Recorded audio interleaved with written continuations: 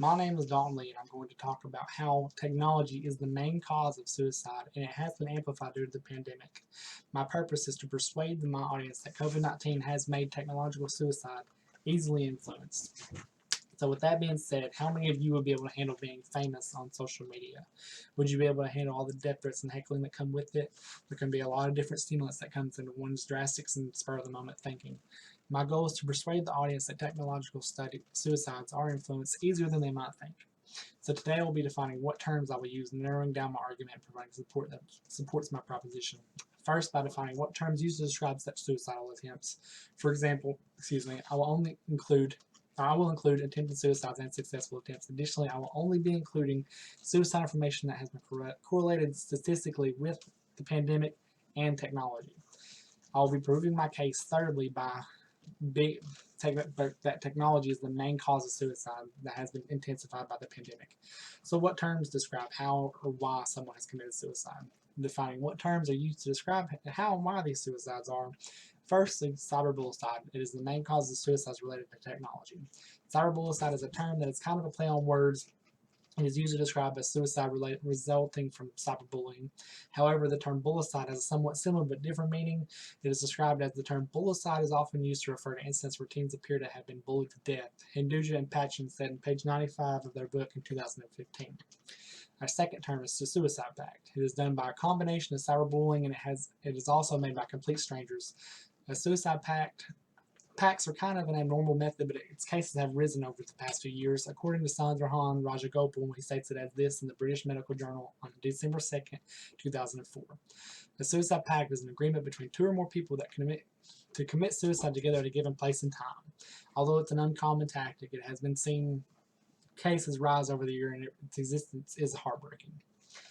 Our third term is cyber suicide. That is the result of web forums that are made to promote suicide as a problem solver. Cyber suicide can be described as the act of websites, forums, or even people instigating until suicide has been attempted or achieved. Now that I have detailed my main causes of suicide, I will now define the limitations for my argument.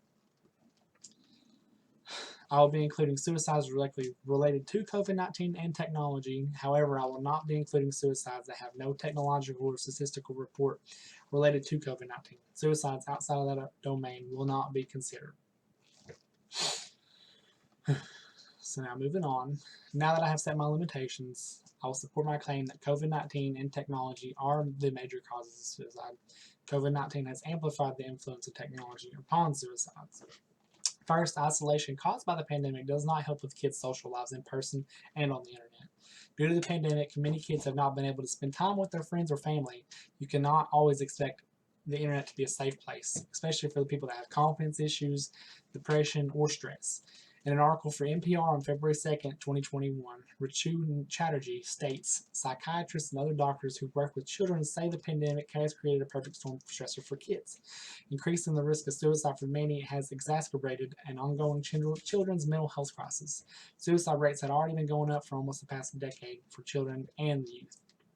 The conditions of suicide in the United States have been on the rise for the past decade, so the pandemic is not helping out in any way. Secondly, there are way too many negative influences on the internet. We all know of the possibility of cyberbullying through Twitter, Facebook, online video games. There are negative people everywhere in the world, and people do not stop to think how close someone is to making that decision. The resources are available in today's age are counterproductive to assisting people with underlying issues. It is described in detail as social media platforms such as chat rooms and discussion forums may also pose as a risk for vulnerable groups influencing decisions to die by suicide. In particular, interactions via chat rooms or discussion forums may foster peer pressure to die by suicide. Encourage users to idolize those who have completed suicide or facilitated in suicide pacts. Luxon et al., American Journal of Public Health, May of 2012. Lastly, all the individuals with underlying problems with depression and displacement were especially susceptible to suicidal thoughts because of the pandemic. Even before the pandemic, depression and suicide rates were on the rise. The pandemic even brought the darkness to light for people that didn't even think of it. As stated in the article in the New York Presbyterian on April 13, 2020, those who already struggle with depression and anxiety may find the situation exacerbates their feelings. Others who are used to keeping busy and suddenly find themselves alone with their thoughts more and missing friends and family outside of their household. Someone who never thought of depression could be susceptible to those thoughts while being alone. Now that my case is presented, I will conclude my claim. And by concluding my claim, so now that I have discussed my argument that COVID-19 has made technology a major influence when it comes to suicide, I will now review my main points. COVID-19 has amplified the possibility of suicides through technology. Knowing what kinds of cyber harassments and cyber methods there are may help you identify and then possibly help bring awareness to those in need. So if you were famous and you had a huge following, would you be stuck inside with no outlet? All you have is your negative thoughts. Would you be able to escape the harassment and the heckling? Or would you just be stuck inside with all those negative thoughts? So we need to be there for others. Be a person's light during their dark times. I will end on a note my mother always told me, make someone smile today, you can change their life.